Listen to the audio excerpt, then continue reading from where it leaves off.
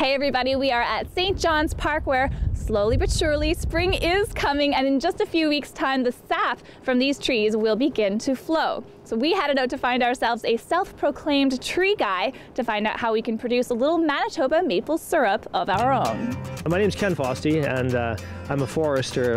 My background is forestry, so I do a lot of neat things, and one of the things I do this time of year is making Manitoba maple syrup. First of all, we need trees, maple trees, and there's a lot of maple trees growing in Manitoba all over the place, on boulevards, in parks, in rural areas, along riverbanks.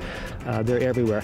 So you need a tree that's at least 6 inches in diameter before you can tap it. Secondly, what we need is the time of year to be doing this. So springtime, the sap flows when daytime temperatures are above zero, nighttime temperatures below zero. So that warm, cold starts the sap flowing. Maple trees are kind of neat because they have a reddish twig, and the buds are always directly across from each other. If you look closely, they're called opposite buds, as opposed to alternate, as opposed to being staggered like an oak tree or an elm tree. Some maple trees will have seeds, and of course when it comes to the maple world, there's boy trees and girl trees. So the girls have the babies, they have the seeds. You don't need much. All you need is a tap and an ice cream pail. It's a minimal cost.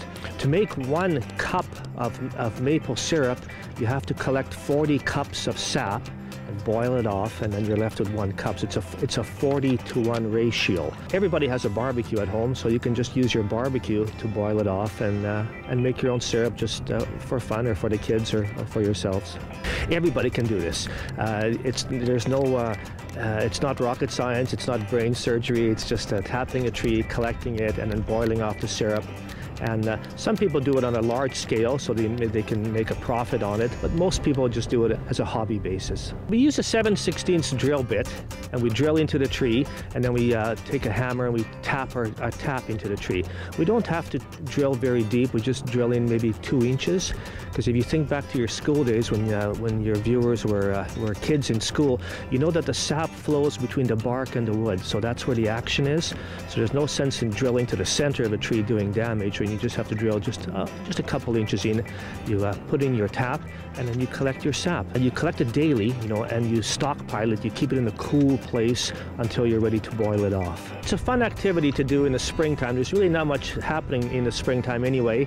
It's a transition between winter and summer, and it's a fun thing to do for the family.